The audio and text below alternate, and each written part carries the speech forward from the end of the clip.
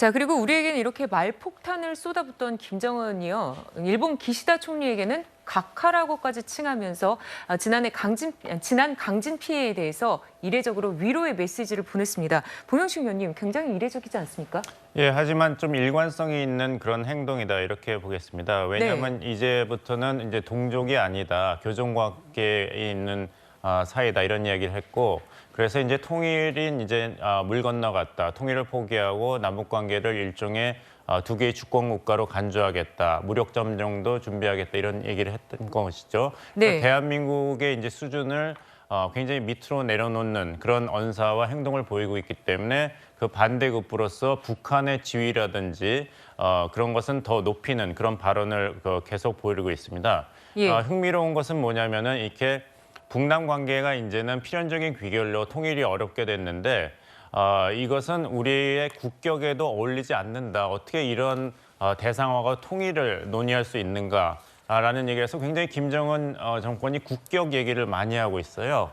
아까 말씀하신 대로 이제 미국 대통령과의 정상회담도 3번이나 했기 때문에 굉장히 그런 것에 집중하고 있는 모습을 보이고 있고, 따라서 11월 미국 대선 결과에 따라서는 또 한 번 미국과의 대등한 관계에서 핵 협상을 할 수 있지 않을까라는 것이 계속 이 김정은 정권의 언사에서 배어 나오고 있습니다. 그래서 이제 김주애를 대동한다는 것도 일종의 어떤 왕이죠. 왕가의 이런 모습을 보이는 것인데, 그래서 일본이나 이란에 대해서는 심심한 위로를 보낸다는 이런 전문까지도 보내는 행동을 보이고 있는데, 이 북한 정권이 그런 이미지 정치에 몰두하는 것은 정권 차원에서의 선택이겠습니다만, 북한이 과연 그런 국격 외교 그리고 정치를 뒷받침할 수 있는 내구적인 그런 현실 그리고 능력이 있는지는 또 정권의 굉장한 고민이 아닐까 생각해 봅니다.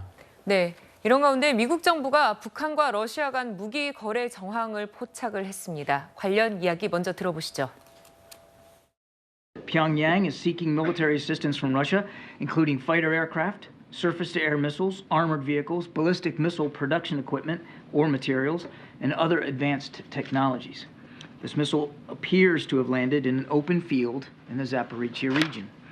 And on January 2nd, Russia launched multiple North Korean ballistic missiles into Ukraine. 네, 그러니까는 그동안 시험 발사만 했던 북한 탄도미사일이 실전에 사용된 겁니다.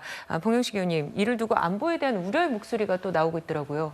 하지만 또 이제 본다면은 북한의 입장이 점점 더 곤란해지지 않을까? 왜냐하면 이제 KN-23 미사일을 북한이 러시아 기술을 원용해서 개발했는데 오히려 그 북한판 KN-23이 러시아에게 사용되는 이런 현상이 벌어지고 있기 때문에 왜 우리가 이런 나토 안보 정상회의에 적극적으로 참여해야 되는가? 왜 우리가 일본까지 참여시키는 한미일 안보 협력을 강화해야 되는가 비판이 있을 텐데, 이런 식으로 북한과 러시아 또 중국과의 이런 안보 연대가 계속 증거를 통해서 드러난다면 한국이 좀 더 글로벌 안보를 위해서 적극적인 역할을 해야 된다. 또 한반도의 안보가 이런 나토 정상 국가들과 또 미국과 일본과의 연대를 통해서 잘 갖춰진다는 그런 반론도 굉장히 힘을 얻기 때문에 결국에 가서는 북한의 이런 전략적인 입지에는 결코 유리한 것이 아니다라는 말씀을 드리겠습니다. 네, 마지막으로 이제 미국은 계속해서 북한과의 대화 의지를 밝히고 있는데요. 앞으로도 그 기조를 유지를 할까요?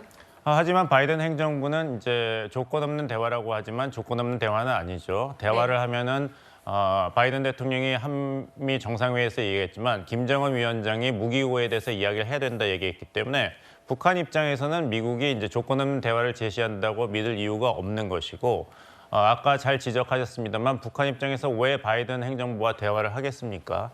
11월 대선 때 트럼프 대통령이 다시 돌아온다면 그때 가서 미국과 적극적인 대화를 하겠죠. 그것이 2017년, 2018년의 전략이었기 때문에 다시 한번 북한은 이제 트럼프 대통령의 복귀에 희망을 걸면서 당분간은 미국과의 대화, 이런 협상에는 전혀 관심을 보이지 않고 그 이후에 이제 새로운 전략적인 모습을 보일 것입니다.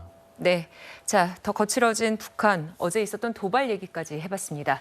자, 방송 도중에 한 패널이 이재명 민주당 대표의 지역 거점 의료시설 활성화 관련 공약을 평가하면서 이 대표의 말과 행동이 항상 다르다는 취지로 발언을 했었는데요. 이는 해당 패널 개인의 발언일 뿐 사실과 무관한 주관적 평가라는 점 밝혀드립니다. 자, 저희는 60초 후에 다시 오겠습니다.